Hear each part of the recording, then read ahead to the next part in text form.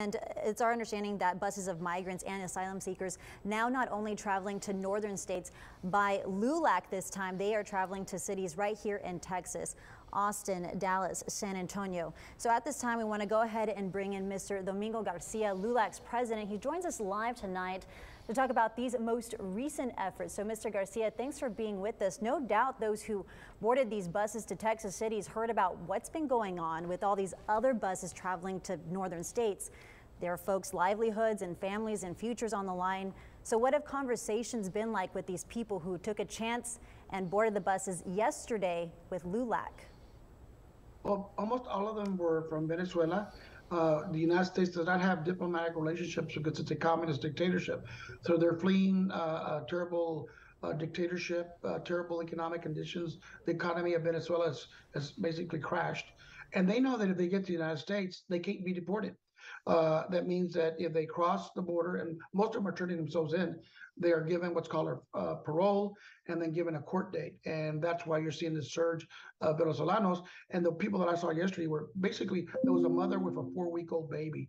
There was a father with a 2-month-old baby. These are all basically, they have nothing. I'm talking about mom with the 4-week didn't have a $50 to get a bus from Eagle Pass to San Antonio to a refugee center there. So we gave them a ride because we just felt that that's what Christians do. That's what Christian charity is about. And that's what helping thy neighbor is about, loving thy neighbor. Mr. Garcia, let me ask you this, because as we mentioned here, you've got buses that have now traveled to Austin, San Antonio, and Dallas.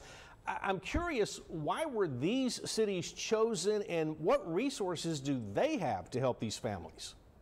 San Antonio has a very large refugee resource center where most of these, by the way, I talked to maybe 500 refugees telling them not to take these free rides to New York or Chicago because they're being used as political props and political piñatas.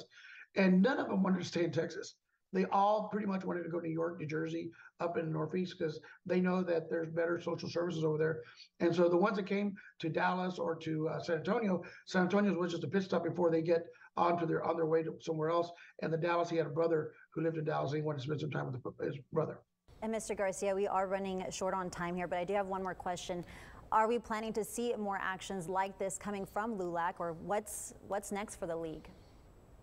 We are a nonpartisan organization. We're trying to push Congress, Republicans and Democrats, to pass a meaningful immigration reform bill that secures the border and also allows legal immigration and maybe temporary work permits for these people to come in. And then once they finish the work picking our crops or working in meatpacking plants, they can go back home. Unfortunately, it's stuck. Neither Republicans or Democrats are moving, and you have a blame game going on. All right, Mr. Domingo Garcia, LULAC's president, joining us live tonight. Thank you so much for your time. Thank you.